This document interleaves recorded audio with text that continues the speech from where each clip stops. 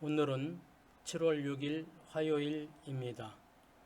우리에게 주신 하나님의 말씀은 여호수아 4장 1절에서 9절입니다.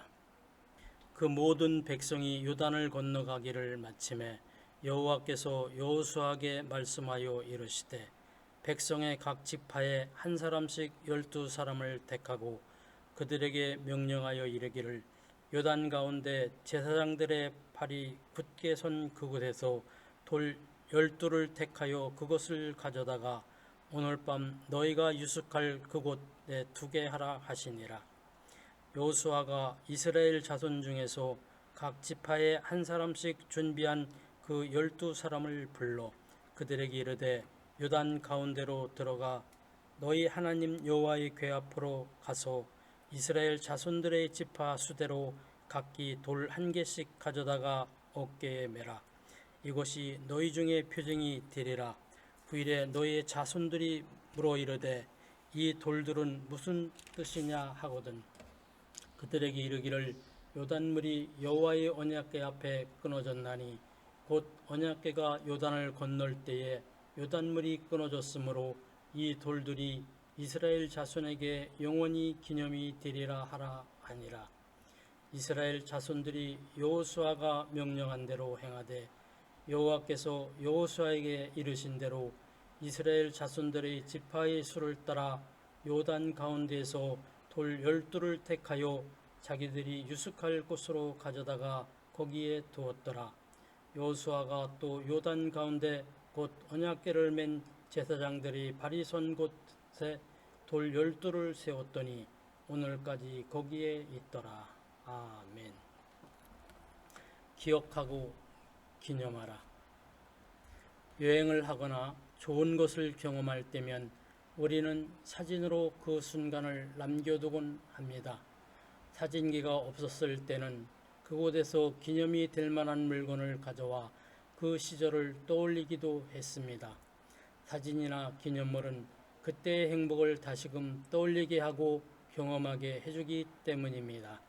그런데 그리스도인에게는 여행이나 좋은 일에 대한 추억보다 더 중요한 추억이 있습니다. 바로 하나님의 은혜에 대한 기억이자 하나님이 우리 삶에서 행하신 응답과 역사입니다.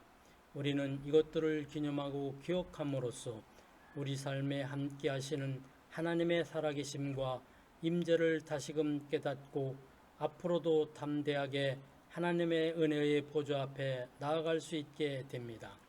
하나님께서는 이스라엘 백성이 요단강을 건넜을 때 한 가지 명을 내리셨습니다. 요단강 가운데 제사장들이 굳게 선 그 발치에서 지파마다 하나씩 12개의 돌을 가져와 유숙할 곳에 두라는 명이었습니다.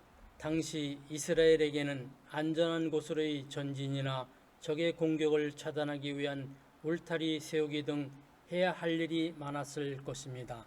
그러나 하나님은 12돌을 취하게 하심으로 무엇보다 우선하여 믿음으로 요단강을 건넌 것을 기억하고 하나님의 살아계심과 은혜를 후대에까지 기념하게 하셨습니다.